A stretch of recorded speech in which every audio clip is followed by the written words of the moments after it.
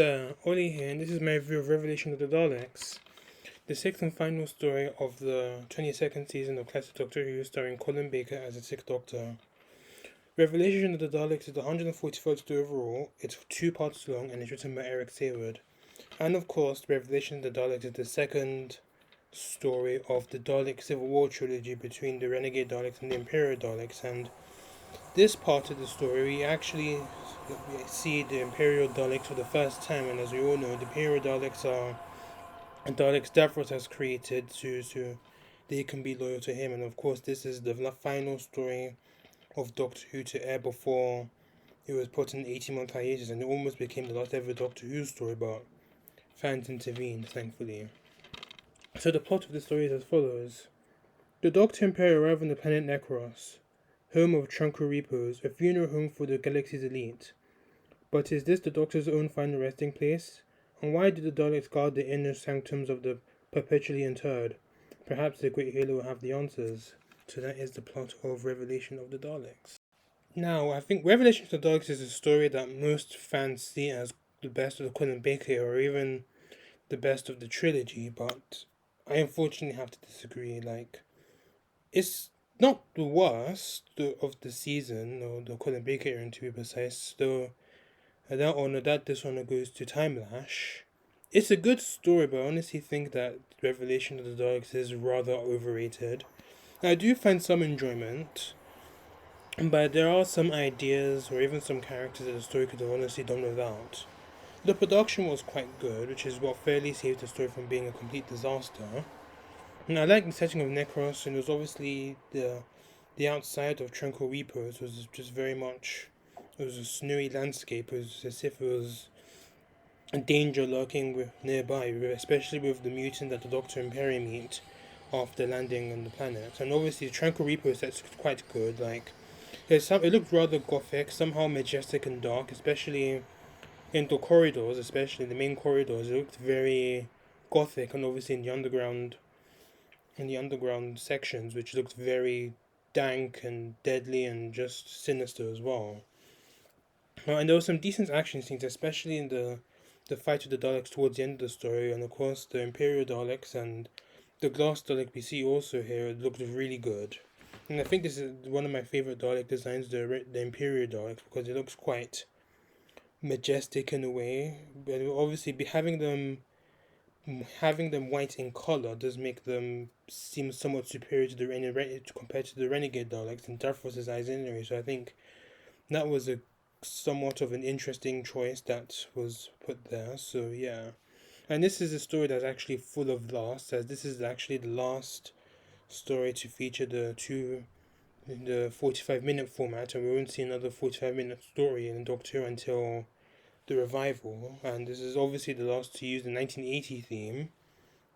Him and the last story to be shot using film, as from Trial of a Time Lord onwards, is that the stories will be filmed in videotape, which is unfortunate because it does kind of lose that cinematic feel that Doctor Who had with the 35mm film that they would always use, but we do lose some of the grainy scenes of the location from which is alright, so to speak. The script was okay, even though it could have done some fine tuning to make it a bit better, and the direction by Graham Harper was decent as well. And I think the plot of the story was actually quite interesting, but with a vast majority of the stories in the Colin Baker era, good plot, but the execution just let it down, and it was quite and the execution was quite bumpy, so to speak. It's a continuation of Resurrection of the Daleks, and it obviously has Davros successfully creating his own loyal breed of Daleks so they don't betray him. And this is the first time we obviously see the Renegade Daleks and the Imperial Daleks clash. I do like how dark the story was. It does have themes of death, decay, and cannibalism. In addition to how death is actually viewed, and it does, even though it's actually told in the manner that's quite humorously dark, especially in other stuff as well. Especially the DJ when he was talking about how we were talking about he went the DJ was talking about one of the people in the suspended animation was they were trying to find a cure for why he was frozen for, but then he actually reveals that they found the cure ages ago, but it's very quite interesting to know what the wife is actually doing with the money. So the Tranquil Reaper has actually had a cryonic center in which wealthier patients were actually in suspended animation until when they're pretty much close to death until a cure is found for them, or well, but I think for other purposes. I think they're just mostly used for either to try and help the I think the famine problem in the galaxy, or just being used to create the renegade, no, not the renegade, the Imperial Daleks. In addition, we do have another high death count in the story, and the only survivors in the story are the Doctor, Perry, and two other characters, Tarkus and Lilt. So there were two of the security guards that are working in the Tranquil Reaper's funeral home. There were some good moments in this story, such as Natasha and Gregory finding her father, Sir Arthur Grengos, who the Doctor actually came to see for his funeral, and he was actually in the middle of being turned into an Imperial Dalek, and he was literally begging her to kill him, and he was basically saying, "If you love me, please kill me." And it was quite, and he was still literally like part of his humanity was like literally slipping away whilst he was literally becoming a Dalek, and the imagery in that was quite disturbing and was quite scary, so to speak. And it is probably one of the memorable scenes of this story and the Colin Baker era overall. I did like how the Renegades showed up at the last minute to try and arrest Davros, and it does end up in another bloody fight with the Renegades and the Imperials just fighting each other. Even though it was quite brief here, we do see more of this in Remembrance of the Daleks. And I actually like the closing scene of the story when the day is done. Davros has been apprehended, and the Daleks pretty much just go away. The Doctor says he wants to take Perry somewhere, and then he's about to say where he's going to take her, but then it just freezes at that minute, and then it's actually revealed that he wanted to take her to Brighton, but then, and I think they actually did include that actually was filmed, but then because of the situation of what was going on with Doctor Who at the time, they just had to leave it at that. And I think that would have been the starting story of the original 23rd season, The Nightmare Fair, which would have seen the Doctor and Perry face off against the Celestial Toymaker. And I think the part one cliffhanger was quite good, even though how it was solved was just stupid, but it was a very intimidating cliffhanger. This is when the Doctor found his own grave, and then so there was a statue that was literally representing his grave, and then the statue just collapses over him. But yeah, it was a good cliffhanger, but how it was solved was just stupid. Because I think it would have turned out the statue was pretty much styrofoam or something, and then one of the funeral guys, I think his name was Jobo, actually showed up and trying to tell Perry that he's dead, the Doctor is dead, just leave him, and then he just gets up at the last minute, and that was quite odd, so to speak, but yeah. So on to the acting, which I think was definitely one of the highlights of the story. Colin Baker did a very good job, even though I'm not the biggest fan of Revelation of the Daleks. This is actually one of his best performances as a Sixth Doctor. Despite him and Perry not actually being heavily involved in the plot, especially in part one,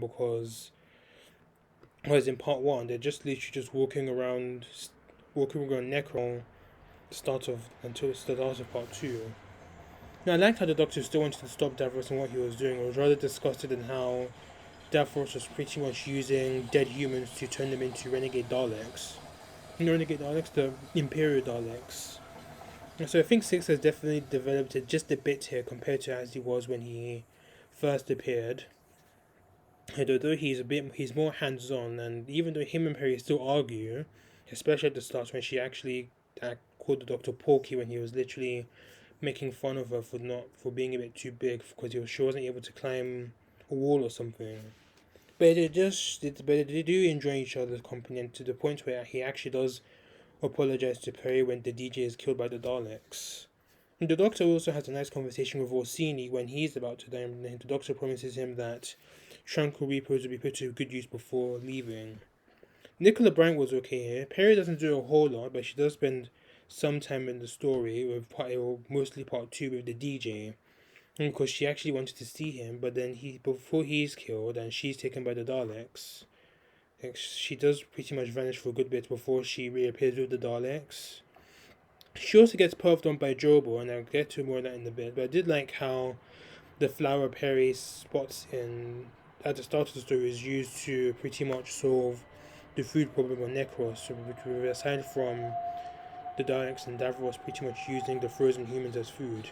On to the side cast, they were all good, but then they were just met at the same time. First off, we have Tarkus. He was the head of security of Tranquil Repos. He had a thing for flowers that looked nice on the caskets, and he didn't like Davros and felt that things had pretty much changed massively when Davros took over and became the Great Healer. So he was the one that basically called the renegade Daleks to come to Necros to arrest Davros and take out the Imperial Daleks. And so he survived. Then we have Leot. He was Tarkus' assistant, and he was also another security guard. But he also shared the same suspicions as Tarkus, and in regards to the Great Healer, and agreed that he should be stopped, and he survives as well.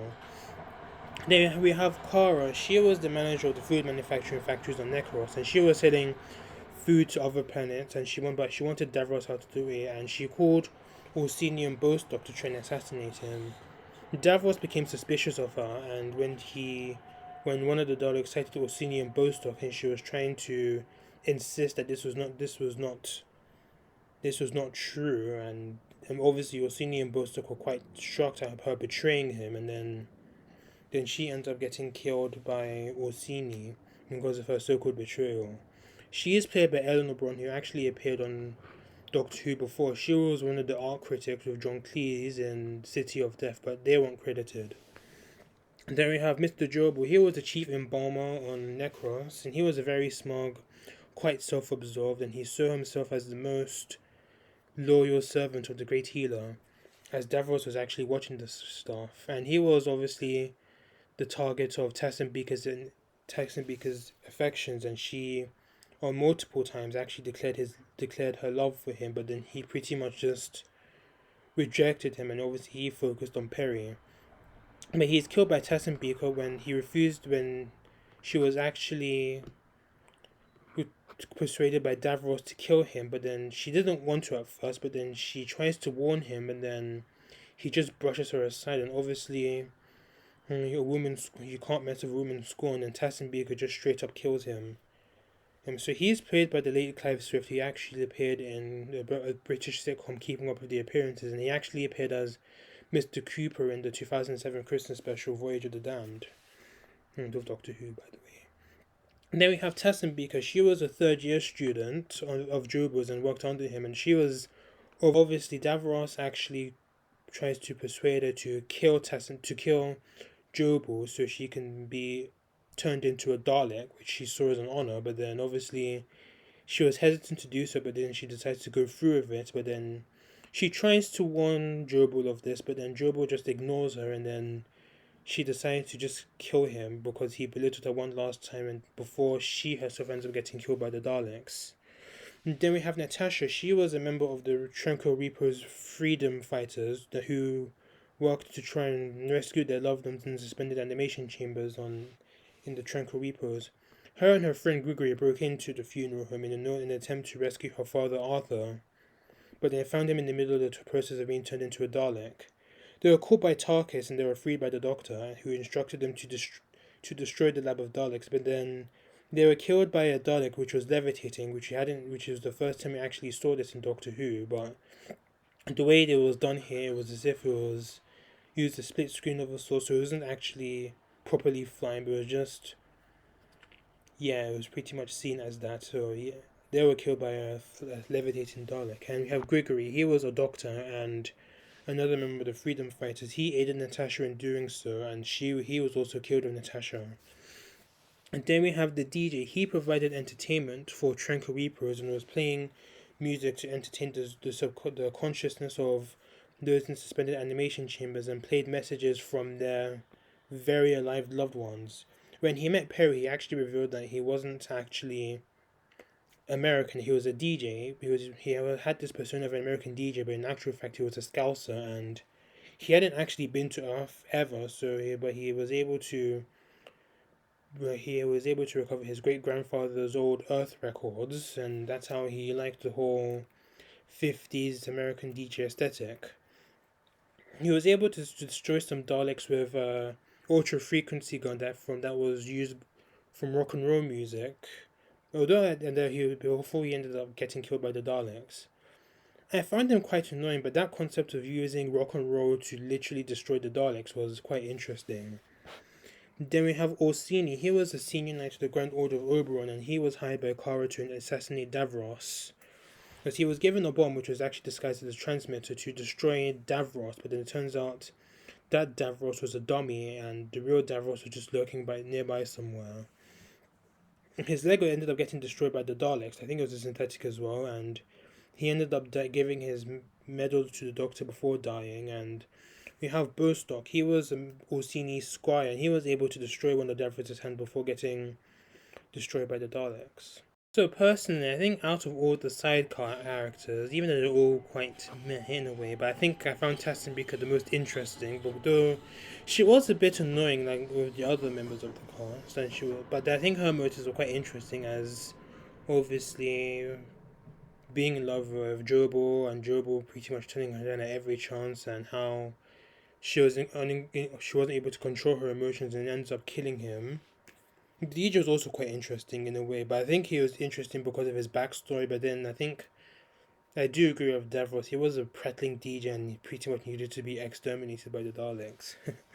So on to the enemies. First off was Davros. He comes to Necros and he's calling himself the Great Healer, and he's helping the residents of Necros and other planets around their own solar system, because they're all having a food problem. But in reality, this so-called food was actually they were eating was actually corpses that were literally decomposed from the suspended animation in tranquil repose. So he also used some of the corpses, to create the Imperial Daleks, which is actually how different to how the Daleks were created and mutated, because the Renegade Daleks were, if you remember, they were from Genesis. They were literally the Khaleds were literally humanoids, but then they were mutated into this squid-like creatures, and then obviously the Renegades are very much decomposed from humans, and obviously the Renegades saw them as impure and they needed to be destroyed. Right. So obviously as I said before, the Daleks usually have the Khaled mutants inside them, and the most Daleks, including the Renegades, had the Khaled mutants, and I think the Renegades had the decomposing humans inside them, which was quite creepy. So he used Arthur Stengos' death to try and lure the Doctor into Necros so he can actually trap the Doctor and kill him, and he started losing trust in Kara, who was pretty much setting out to kill him. So he had also Orsini and Bostock destroyed a clone of Davros, but they didn't know at the time. So the Renegade Daleks pretty much show up at Necros and they arrest Davros, and he's taken back to Skaro to stand trial for his crimes. Davros was quite decent here, and obviously Terry Malloy was pretty good here as Davros, although I don't think Resurrection was his best performance as Davros, but I do think he was better written in Resurrection than he was here. And of course we have the Imperial Daleks. Davros has finally created them, and they were very loyal to Davros, and the Imperial Daleks were actually made from the remains of dead/dying humans, which goes against how the Daleks were initially made of the Khaled mutants, as I explained not too long ago. And the Imperial Daleks were white and gold in colour, and they had higher pitched voices. They were okay here, but they didn't really do much of anything. And finally, we have the Renegade Daleks. Even though they weren't as villains as they were in Resurrection, they actually show up towards the end to arrest Davros and take him back to Skaro.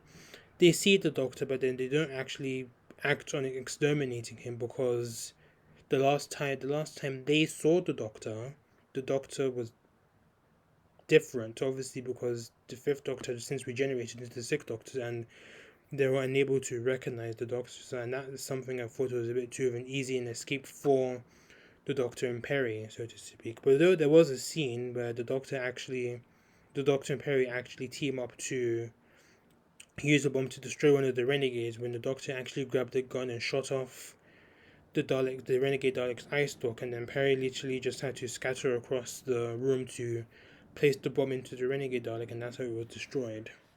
Even though that scene was actually quite interesting, but yeah. So even though this story was quite detailed, I do think it's quite faulty, and I think the faults actually hindered the story Of course, the main fault that ruined the story was its pacing and the 45-minute format. And I think that Revelation could have been told better. It would have been better if it was actually a 4-part, 25-minute story, as it would have helped to break some of the parts and to remove some of the filler as well that the story had. Because like the Doctor and Perry were just literally just walking around Necros and at the start of the story, and they were literally just walking around for the entire part 1. And they didn't reach Trunk of Reapers until the start of part 2, and then they were just like the Doctor and Perry. I just feel like they were just mere side characters in the story, and even with them being there, they didn't actually do much because they didn't actually do mostly anything to actually stop Davros and his plans, because they're just there for the sake of the plot. And even if they didn't show up, the plot just pretty much solved itself without them having to be there. And pretty much the only thing that the characters actually encountered in part 1 was the mutant that they found at the start of the story, and the mutant was obviously about to be turned into a Dalek and had somehow managed to escape. Plus the Perry effect, it's not as bad as in this story, but it does continue the theme of just male characters just perving on Perry randomly, and here we have Jobo just randomly perving on Perry, even though he was being very creepy towards her, making some remarks saying that she's quite saying very creepy remarks, and Perry is clearly not interested, but he is still not backing off. It's especially a part when, before she met the DJ, he was still very much harassing her, so to speak, and then he was saying that those lips are just made for kissing, and Perry just like quickly just tries to get away with him, and that was just rather creepy. The dark jokes were rather funny, but they did feel kind of forced for a bit, and I do think the DJ was a bit annoying as well, and I think his humor was quite forced in the way as well. So I think the other faults were, I think the Daleks weren't really factored into the plot properly, as we see them do damage, but this is mainly the renegade Daleks, but they didn't really do a great deal other than just exterminating left, right, and center under the instructions of Davros. But then we do see slightly a bit more of them in part 2 doing a bit more damage, especially when they're just during the big battle scene, especially when the renegade Daleks show up. Now, even the renegade Daleks' appearance actually does feel quite shoehorned into the plot. It was as if Eric Sayre had forgotten that the renegade Daleks need to be integrated in the story somehow because of how the story was told in the last time the Daleks appeared. And lastly, I think another fault this story does have, I think it does try and replicate the success of the Chaos of Androzani, but it was a bit sloppy in a sense, but it was pretty much another version of Chaos of Androzani, but with Davros and the Daleks, so to speak. I just think with fitting in with the theme of dreary world, dreary characters. But I think what made the attempt a bit sloppy was that it was the dark humor, which felt quite off in some places.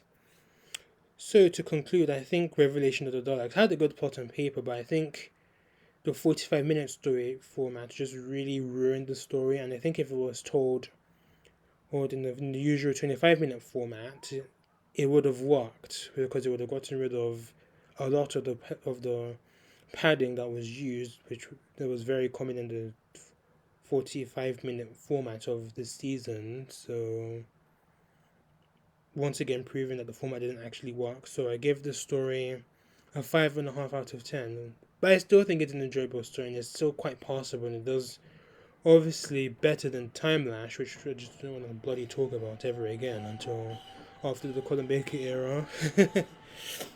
So that's it for season 22. Join me next time as I review all 6 stories of this season. Thanks for watching this review. Please let me know what you thought of Revelation of the Daleks in this review. Please subscribe to my channel if you haven't done so already. Share it amongst your friends. It would really help me out here. Yeah, not trying to be one of those YouTubers, but yeah, here I am. So, thanks for watching. See you later.